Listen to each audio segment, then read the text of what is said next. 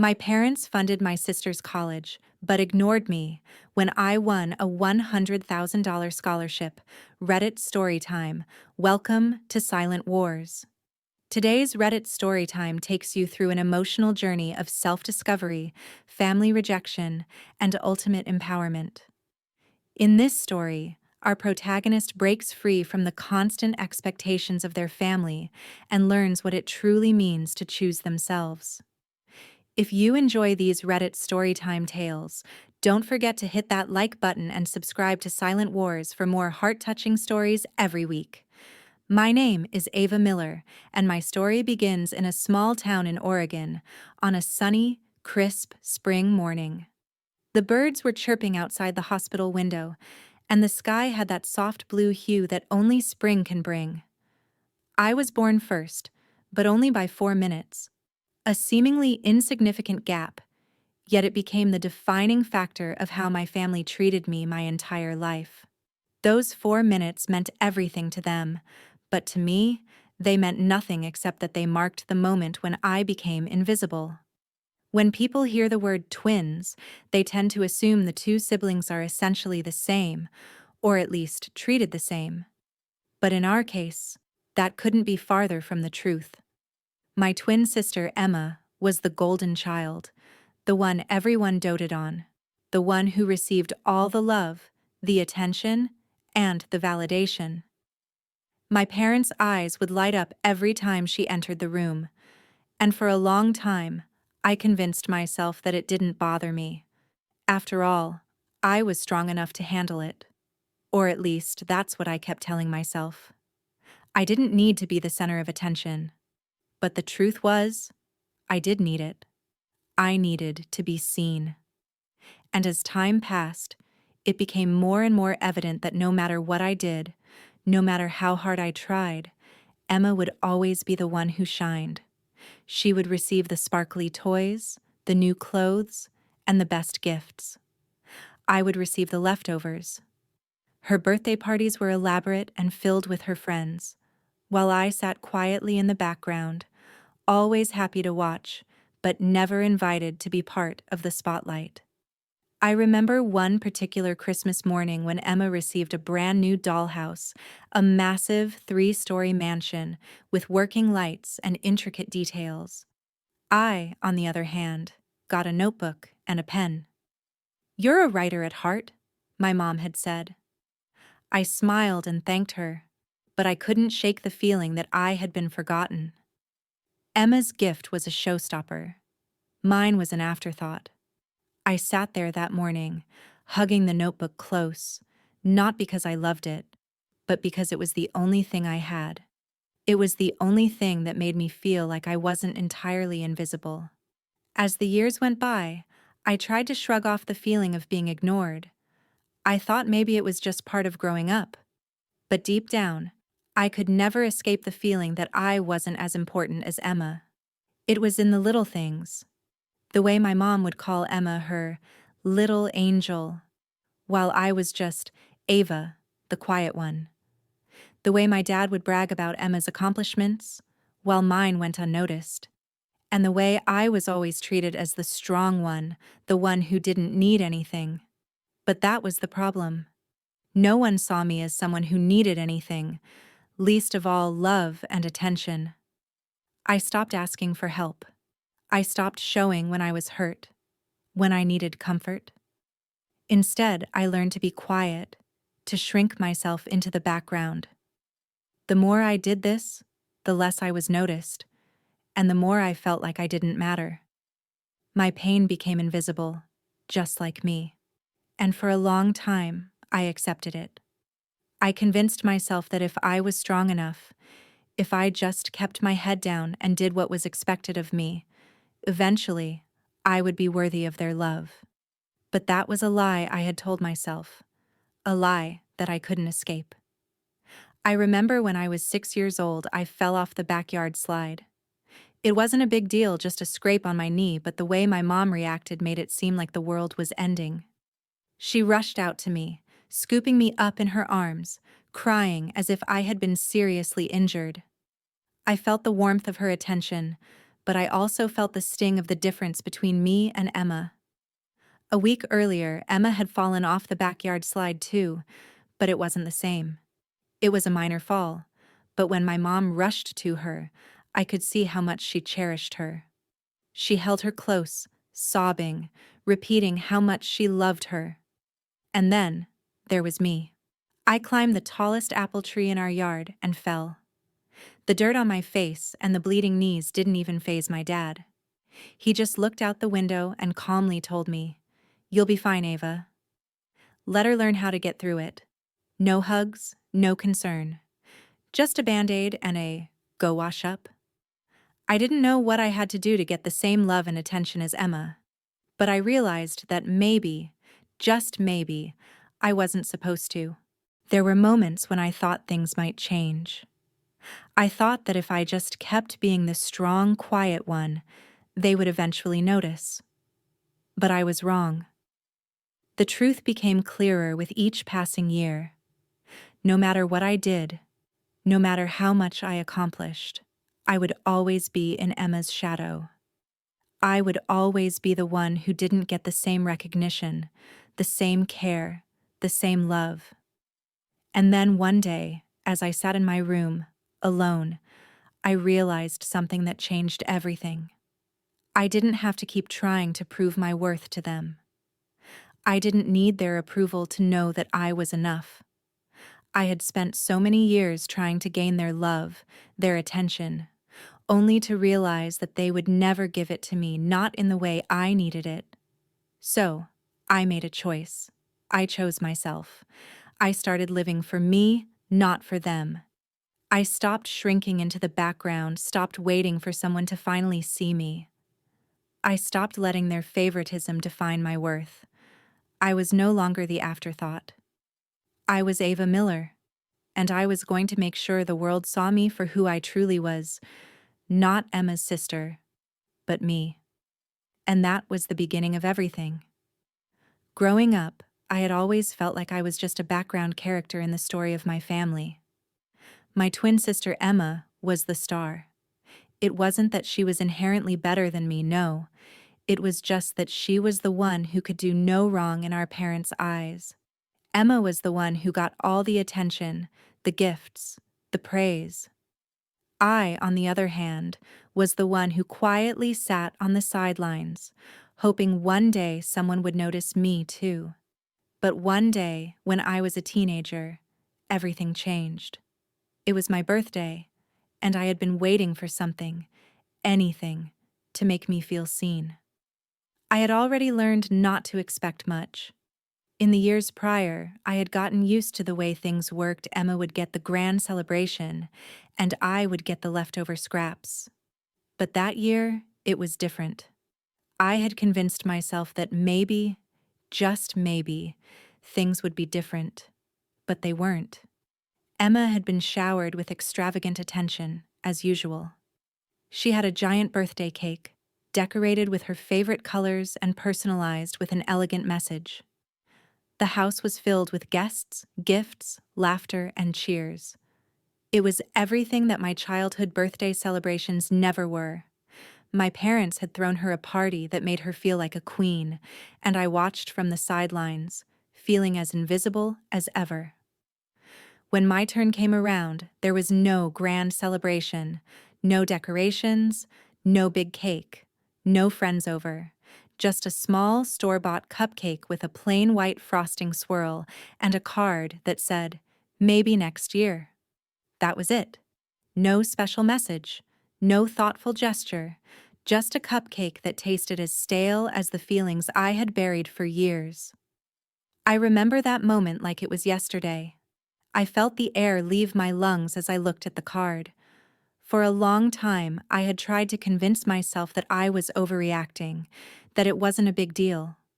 But in that moment, the truth hit me like a freight train. I wasn't the problem.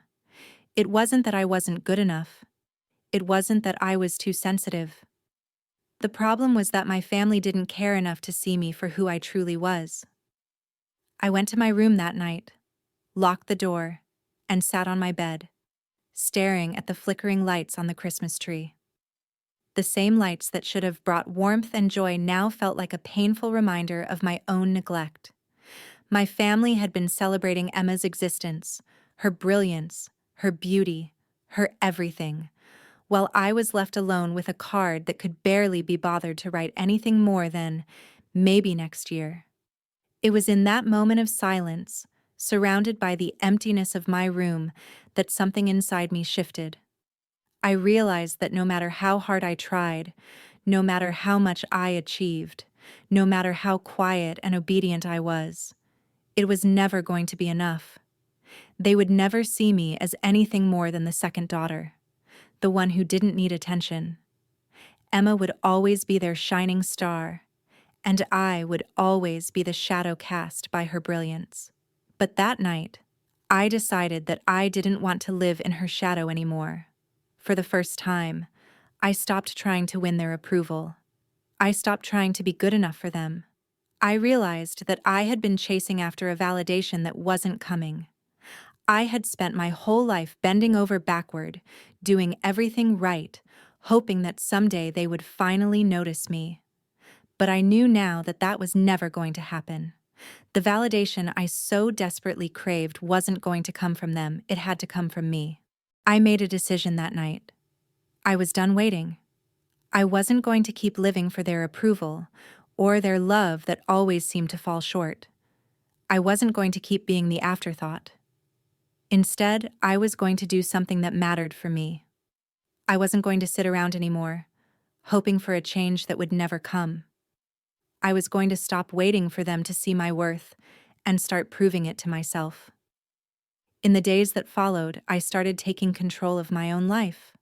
I worked harder in school, I joined clubs that interested me, and I spent more time doing things that made me happy. For the first time, I was living for me. I realized that I didn't need my family to tell me I was worth it, I already knew. I began to take pride in my achievements, regardless of whether or not they were noticed, because in the end, the only person whose opinion really mattered was mine. That birthday, and the card that said maybe next year, was the moment that changed everything for me.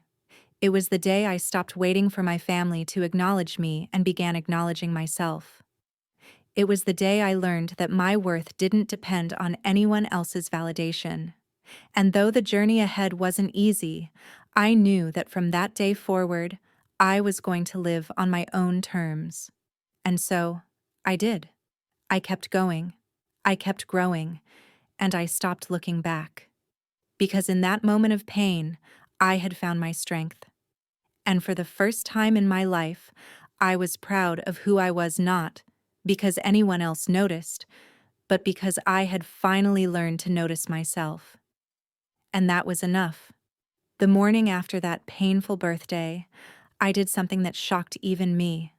For years, I had been living in the shadows, silently hoping for my family's recognition and approval, constantly striving to prove my worth. But after that heartbreaking moment when I realized my efforts would never be acknowledged by the people I most wanted to impress, I made a choice that would change everything. I booked a one-way flight to Lisbon. At first, it seemed impulsive, but when I looked back at it, it felt like the most logical decision I had ever made.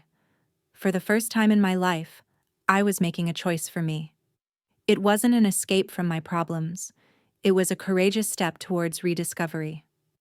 I wasn't running away from my family, my past, or the painful truths I had lived with. No, I was running towards my true self, the person I had buried under years of neglect, under the weight of being invisible. The act of booking that flight was empowering.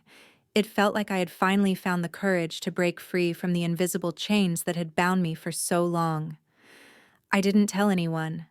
I didn't feel the need to explain myself or ask for permission. For once, I wasn't looking for validation. I was simply following my own heart. Leaving without a word to my family wasn't an act of rebellion. It was an act of freedom. It was my declaration that I was done waiting for someone else to notice my worth. As the plane lifted off, I couldn't help but feel a sense of release, as if the weight of years of unnoticed effort was finally lifting off my shoulders. I looked out the window, watching the landscape fade away beneath me, and for the first time in a long time, I felt light. I felt alive.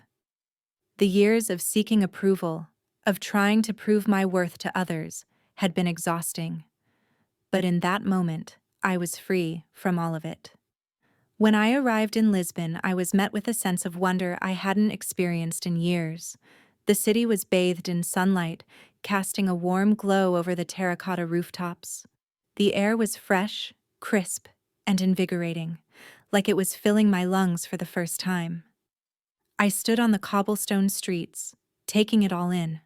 The people, the vibrant colors, the sounds of life all around me, they were unfamiliar, yet strangely comforting. For the first time, I felt like I had found a place where I didn't need to explain myself. A place where I wasn't defined by anyone's expectations. Lisbon became my sanctuary, the place where I could finally be myself. The city, with its rich history and unique charm, offered me a fresh start. I wandered through narrow streets, past colorful buildings, and along the tranquil riverbanks, feeling a sense of peace that had eluded me for years. There were no pressures, no labels, and no judgments. I wasn't Charlotte, the quiet, invisible daughter. I was just me, and that was enough.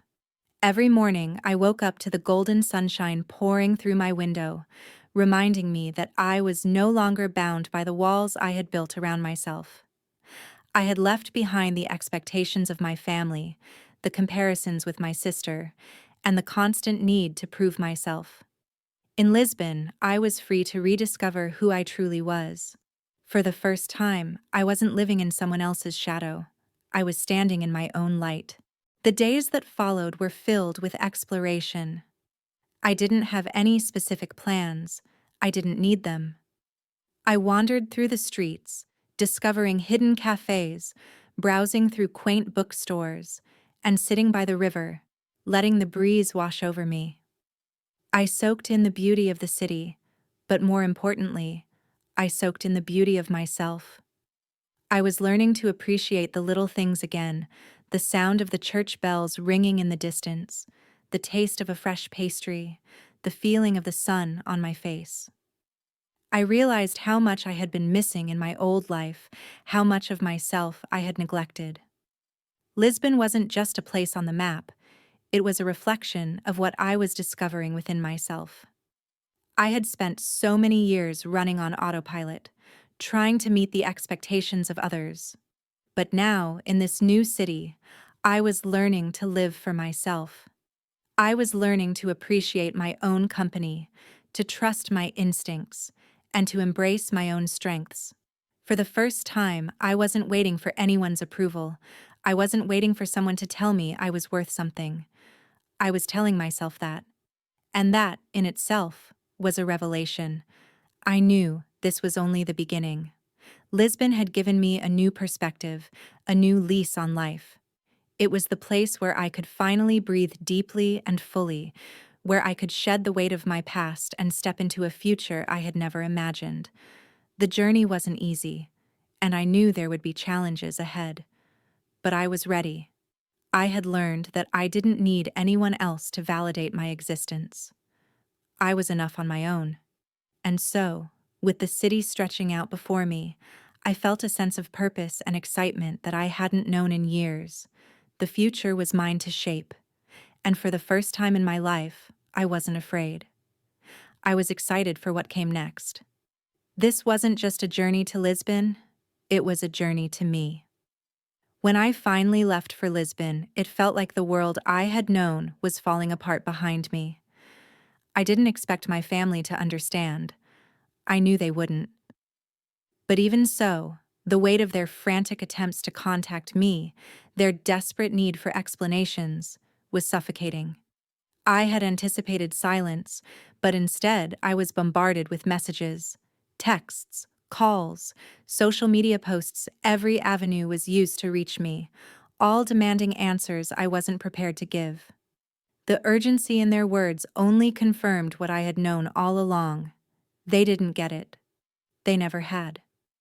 At first, I was tempted to respond.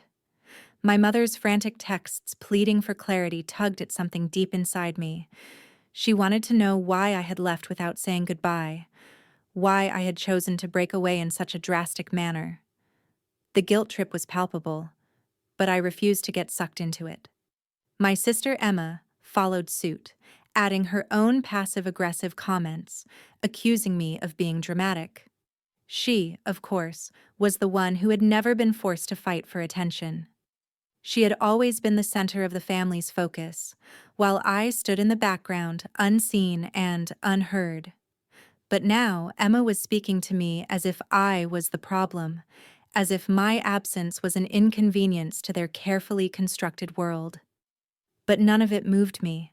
For the first time, I wasn't stirred by their need to control the narrative, to twist things into a story where they were the victims. I knew what I had to do, and it didn't involve them. I had spent my entire life being defined by their neglect, by their inability to see me for who I was. But not anymore. I was done. I was no longer the one who would continue to beg for validation from people who had never truly cared to see me. I spent my days in Lisbon free from the constant pressure of living up to someone else's expectations. It was the first time in my life that I wasn't constantly trying to prove my worth. And yet, back home, my family's panic grew. They didn't understand. They couldn't comprehend why I had walked away, and they had no idea how to deal with my silence. They had always controlled the narrative, and my absence left them floundering, unable to make sense of a story where they weren't the heroes. It wasn't about anger anymore.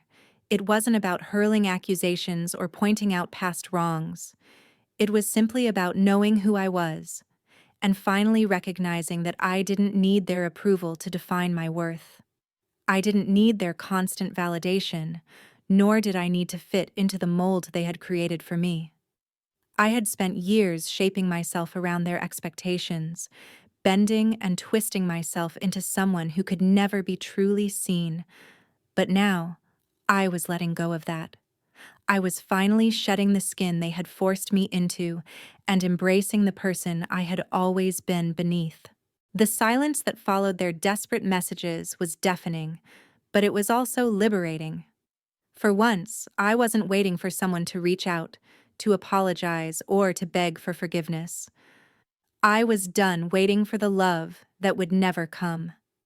I was done chasing after something that was never going to happen.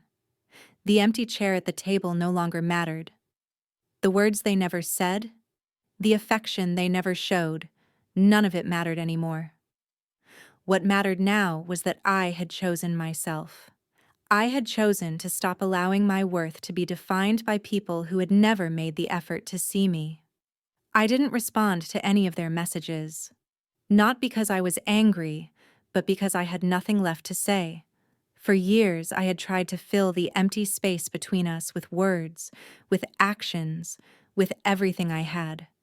But no matter how much I gave, no matter how much I tried, it was never enough. They still didn't see me. They still didn't value me for who I was. They only saw me as someone who could be used, someone to fill the gaps when they needed help. But that was not who I was. I had spent too much of my life believing it was. So, I stayed silent. And in that silence, I found peace. I found the clarity I had been searching for my entire life. I was no longer waiting for anyone to tell me I was worthy. I was no longer waiting for anyone to tell me I mattered. I had already decided that I did. That was enough. The world outside of Oregon was waiting for me, and for the first time, I was ready to take it on. The old weight that had been dragging me down, the weight of my family's expectations and neglect, was gone. In its place, I found freedom. And as the messages from home continued to flood in, I knew I had made the right choice. I was done playing the role of the invisible one, the one who could be counted on but never truly seen. I was ready to step into my own light, to live for myself, and to stop apologizing for choosing my own path. The fallout back home was inevitable, but the freedom I gained from it was priceless.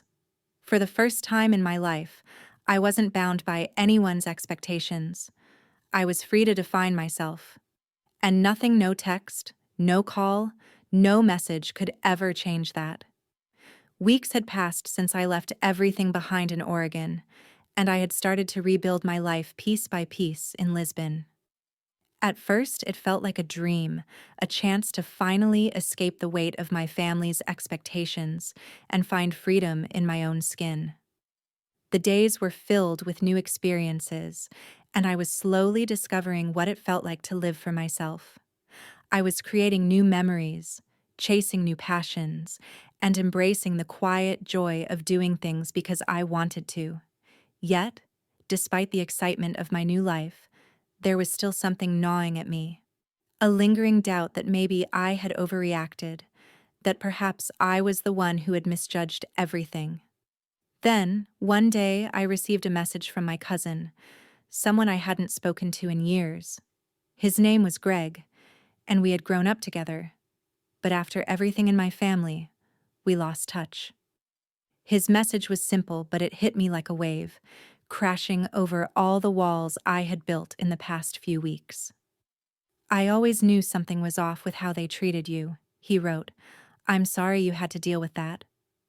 In that one sentence, everything I had been carrying around for years, the doubt, the guilt, the need for approval, finally fell away. For the first time in my life, someone outside of my immediate family, someone who had watched everything from the outside, acknowledged the truth. I wasn't crazy. I wasn't the one with the problem. It was them. They had always treated me like I was invisible, like I was never enough, like my efforts didn't matter. And for the first time, someone had noticed. It wasn't a grand gesture. There were no long apologies, no dramatic confessions, no heartfelt pleas. It wasn't even from someone close enough to be involved in the everyday dynamics of my family. But in its simplicity, it meant more to me than all the years of trying to explain myself to my parents, to Emma, to everyone who had never truly seen me. His message was a validation I didn't even know I needed, a confirmation that everything I had felt for so long was real. I wasn't the one who was out of touch. I wasn't the one who had let things get out of hand. It wasn't me who had failed to see the truth. It was them. With that clarity, I was able to breathe in a way I hadn't since I left Oregon. I realized, in that moment, how much I had been holding on to the hope that my family would eventually understand, eventually see me. I had spent years walking on eggshells, trying to be the quiet, dutiful daughter, trying to make everyone else feel comfortable, hoping that one day they would finally notice me. But that was the mistake. I had been waiting for their acknowledgement, their approval, when all along I needed to be acknowledging myself. From that point on, things began to change. I felt lighter, freer. The invisible chains that had bound me for so long, those expectations, those unspoken rules were gone. I wasn't bound by them anymore. I didn't need their approval to feel good about myself. I didn't need them to tell me I was worthy. I already knew that I was. As the weeks turned into months, I kept moving forward, making new memories, forging new connections. I found myself more open to exploring new passions, ones that didn't revolve around being someone's idea of what I should be. I threw myself into my work, poured my heart into my writing, and finally started making time for things that truly made me feel alive. I explored new parts of the city, met new people, and allowed myself to grow in ways I hadn't before. I wasn't just surviving anymore, I was living, and it felt good. For the first time, I wasn't walking through life in the shadow of someone else. I wasn't defined by their neglect, by their favoritism, or by their inability to see me for who I truly was. My life was mine now, and it was time to start building it the way I wanted. In the process, I realized that I had never really been alone. I had always been surrounded by people who valued me for who I was, even if they weren't the ones I had expected. Friends, mentors, colleagues, they all saw me, they all believed in me, and they all supported me in ways I hadn't known were possible. And through it all, I finally understood that family isn't just about blood. Sometimes, the people who aren't bound to you by genetics can love you in a way that feels truer than anything you could ever get from someone who's supposed to be family. That clarity, that release from the need to be validated by my parents, changed everything. I wasn't just doing things for the sake of survival anymore. I was doing them because they mattered to me. And in that space, I began to feel something I hadn't felt in years: peace. Peace, not because everything was perfect or because my family had suddenly come around, but because I had stopped waiting for them to see me. I had finally learned to see myself. Life at college was a constant whirlwind between managing my coursework, juggling part-time jobs, and nurturing the dreams I had once kept hidden in the back of my mind. I was always moving. Every morning I woke up early, worked late into the night, and never once thought about slowing down. I was determined to make it on my own, to prove to myself and to the world that I could stand tall without relying on anyone else's validation. It wasn't easy. The weight of my past, the years of being ignored and overlooked by my family, still lingered. I had made the decision to walk away from that toxic dynamic, but that didn't mean it didn't still haunt me sometimes. The silence from home was deafening. I had become so used to seeking their approval, but now there was nothing. No congratulations for my academic achievements, no acknowledgement of my part-time jobs, no mention of the awards or honors I had earned. One afternoon, after finishing a grueling exam, I walked across campus, my mind still reeling from the pressure of balancing everything. The crisp autumn air brushed against my skin, and for a moment, I could almost forget about the weight of the world on my shoulders. My phone buzzed in my pocket, pulling me back into reality. I pulled it out and glanced at the screen. It was an email from Professor Allen, my mentor in the accounting program. My heart skipped a beat as I opened it. "Ava," it began, "I've been following your progress, and I'm very impressed with the hard work and dedication you've shown. You've got potential, and I'd like to recommend you for a summer internship." My hands shook slightly as I read the words again, letting them sink in. An internship. A real opportunity. One that would allow me to grow professionally and personally.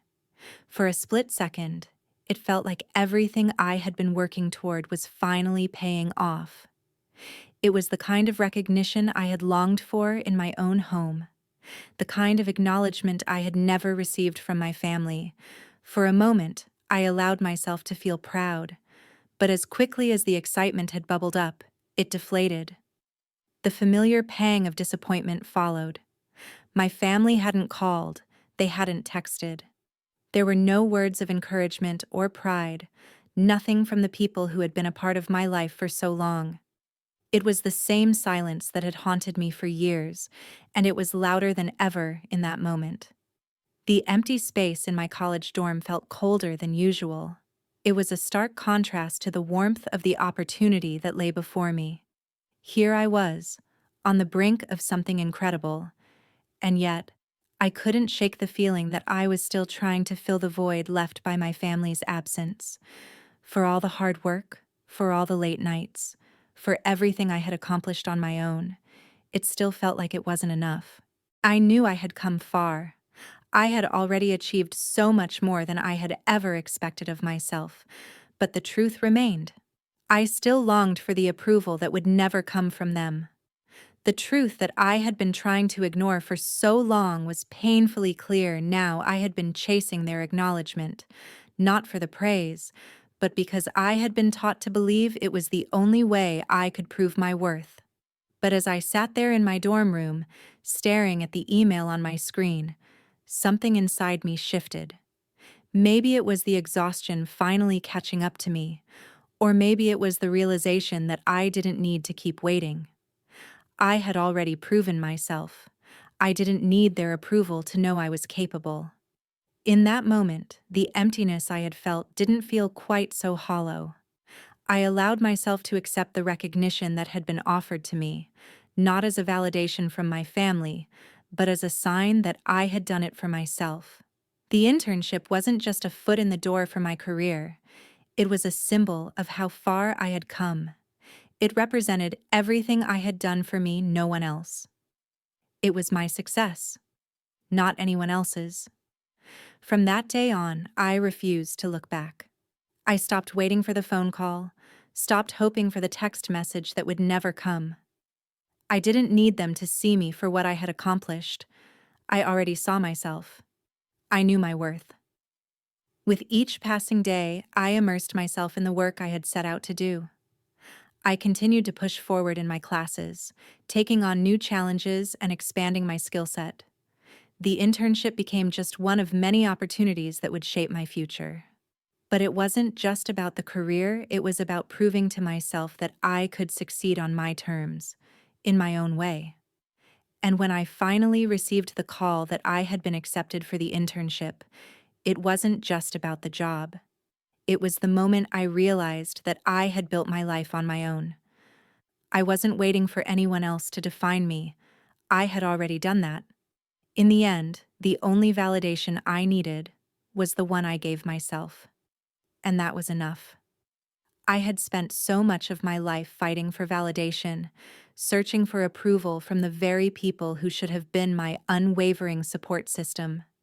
For years, I believed that if I just worked harder, succeeded more, and proved myself over and over again, my family would finally see my worth. I had been conditioned to seek their recognition, to wait for them to acknowledge my accomplishments. It was a pattern I had lived with for far too long. But when I reached the point of true independence, I realized that I no longer needed to fight for their approval. The journey toward independence was not easy. It was a quiet battle, fought behind closed doors in classrooms and libraries, on the worn-out seats of buses, and in the early morning hours when most people were still asleep. It was a constant process of proving to myself that I could stand on my own 2 feet, that I could build my future without the crutch of familial validation. The absence of family support, which once haunted me like a shadow, no longer had power over me. I had learned to exist without it, and in that freedom, I found my true strength. As I continued to push forward, I began to realize how much I had changed. I had stopped looking over my shoulder, waiting for a text or a phone call that would validate my efforts. I wasn't fighting to prove my worth to my family anymore. I was fighting for my future. My path was my own, and I had learned how to navigate it with confidence and purpose. It was no longer about them. It was about me. The day I received the internship offer from a prestigious firm in Manhattan, I felt something I had never truly felt before, a sense of accomplishment that was all my own. I had earned this opportunity through years of hard work, perseverance, and a willingness to take risks. This internship wasn't just a step forward in my career, it was a declaration of my independence. I had made it without anyone's help, and that realization filled me with pride. But when I called my mom to share the news, I wasn't met with the excitement or pride I had once hoped for. Instead, I heard the words, "That's nice." A simple, polite response, devoid of any real emotion. It was the kind of response I had grown used to, the kind of response that echoed years of indifference and missed opportunities for connection. At first, I thought I would feel anger or resentment, but I didn't. I felt nothing. The emptiness that had once consumed me in these moments had finally disappeared. It wasn't anger that washed over me, it was clarity. In that moment, I realized that I no longer needed my mother's approval to feel proud of my accomplishments. I didn't need her to validate my success. I had built my life from the ground up, and I had done it on my own terms. The validation I had been seeking for so long was never going to come from them, and that was okay. I had finally learned that their recognition wasn't necessary for my success. I had learned to value my own achievements, regardless of whether or not anyone else acknowledged them. That phone call, though initially disappointing, became a turning point in my journey. It was the moment I fully understood the power of self-acceptance. I didn't need to keep chasing after something that was never going to be given to me. I had spent years waiting for them to see me for who I truly was, but now I no longer had to wait. I had learned to see myself, and that was enough. It wasn't about being angry or upset with my family anymore. It was about letting go of the need for their approval. I had spent too long trying to fit into a mold that wasn't meant for me, trying to prove my worth to people who would never fully appreciate what I had to offer. Now I was living for myself. I was building my life not for anyone else's sake, but for my own. As I moved forward in my career, with the internship in Manhattan as the first of many opportunities to come, I felt a sense of freedom I had never experienced before. I no longer had to worry about how my family would respond to my success. I had learned to measure my worth by my own standards, not by theirs. I was no longer defined by their neglect or indifference. I was free. In many ways, that internship offer was the ultimate test of strength. It wasn't just about the job, it was about everything that came before it. It was about the years of hard work, the quiet resilience, and the refusal to let anyone else's opinions define my path. It was about finally realizing that I didn't need anyone's validation to be successful. I had built my future, step by step, and no one could take that away from me. As I walked into the office that first day in Manhattan, ready to embark on a new chapter of my life, I felt a deep sense of pride. I had made it. Not because of anyone else, but because of me. I had fought for this moment, and I was going to embrace it with everything I had. The future was mine to shape, and I was finally free to live it on my own terms. As I stood on the stage, holding my award at the national recognition ceremony, a wave of emotions washed over me. The bright lights of the stage blurred for a moment as I looked out at the applauding crowd, but it wasn't their faces that filled my thoughts. No, this moment wasn't for anyone but me. I wasn't standing there as Emma's sister or as the daughter of my parents. I wasn't someone else's reflection, waiting to be validated. This moment, this accomplishment, was entirely my own. The years of silence, the overlooked achievements, the endless efforts to earn a place in a world that had never fully seen me, they had all led to this.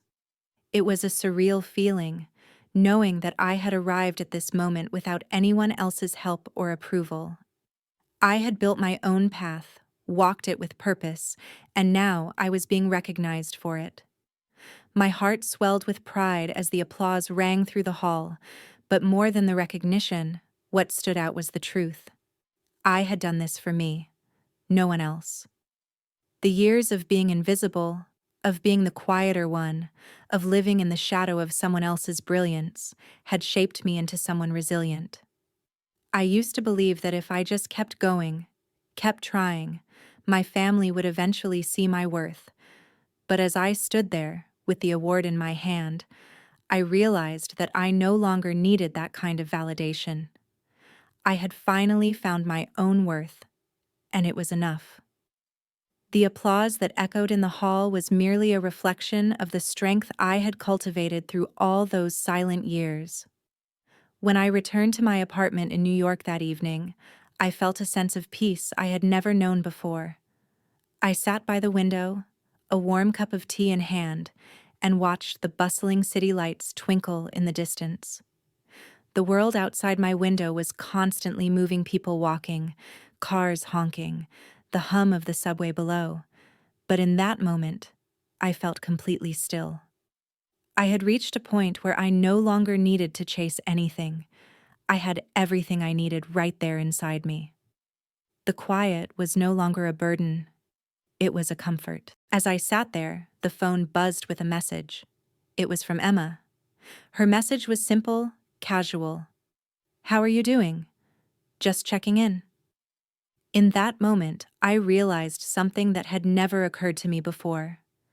I didn't need to respond. I didn't feel the need to explain myself. to answer her questions, or to reconnect on her terms. For the first time, I understood that my happiness didn't depend on her or anyone else. I was content, just as I was. I was enough. I sat there for a long time, just sipping my tea and letting the silence wash over me.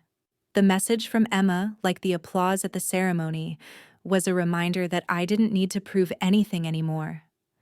I had spent so many years trying to earn approval, to fit into roles that never quite felt right, but now I knew that I was living my life on my own terms.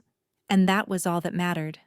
The phone buzzed again, and this time, I chose not to check it. The urge to respond, to engage, had faded. I no longer felt the need to explain my choices or seek validation. I had stopped asking for permission to be who I was. I had stopped looking for approval from anyone, even from those who were closest to me. I had found my own voice, my own path, and I was finally free to walk it without looking back. As the evening wore on and the city's lights grew brighter, I realized that this was the final goodbye. Not to my family, not to Emma, but to the version of myself that had always felt small and overlooked. That version of me was gone, replaced by someone who had learned to embrace her own worth. The applause in that hall was the final chapter in a long journey of self-discovery. It wasn't about the recognition, it was about the realization that I didn't need anyone else to define me. I had already defined myself. And so, I made a promise to myself in that moment. I promised that I would never again measure my success by someone else's standards. I promised that I would live for myself, not for anyone else's approval. I promised that I would continue to build my life, piece by piece, with the same strength and resilience that had brought me here. The journey wasn't over, but I had already won. For the first time, I was living on my own terms. I was free. As the days passed and I embraced the freedom I had so longed for, I began to experience something I had never truly known before: peace. It wasn't a fleeting, superficial calm that only came after a long day of work or a quiet evening at home. It was a deeper sense of peace that settled in my bones, something that stemmed from within. I had learned, at last, that my happiness was not a byproduct of the approval of others. It didn't hinge on their recognition or their love. It was mine to create, mine to nurture. My career began to soar in ways I had never imagined. The hard work, the sacrifices, the nights spent studying alone, all of it was finally paying off. I had always been the quiet one, the one who worked diligently behind the scenes, waiting for someone to notice, to say, "Well done." But now, something had shifted. I no longer needed to wait for that validation. I had found something more valuable: self-respect, self-love, the kind of love that doesn't require someone else's approval to thrive. For the first time in my life, I was in control. My career was blossoming, and with every accomplishment, I felt a growing sense of pride that didn't rely on a pat on the back or a congratulatory text from family. I no longer felt the need to explain my choices or justify my actions to anyone. I was making my own way, on my own terms, and it felt like the most freeing thing in the world. As I moved forward, I started opening myself up to new people, people who truly saw me for who I was, not for the role I had been forced to play in my family. These were friends who didn't expect me to be anyone other than myself. They listened when I spoke, encouraged me when I doubted, and cheered me on when I reached new milestones. For the first time, I felt truly understood. They didn't expect me to be the perfect daughter, the quiet one who always stepped aside. They embraced me for who I had become, someone who had learned to take up space and demand respect. No longer did I feel like I was the background character in my family's story. For years, I had silently watched as my parents and my sister took the lead, while I faded into the shadows. I was the one who did everything right, who worked hard and kept quiet. Yet I was never the one they looked to for praise. But in this new chapter of my life, I was no longer content to play the role of the invisible one. I stepped into the spotlight, not because I was looking for attention, but because I had finally realized that I deserved it. Every time my phone rang, I smiled. At first, it was a strange feeling, almost foreign. I used to dread the phone ringing, anticipating the guilt trips, the demands, the expectations that came with it. But now, it was different.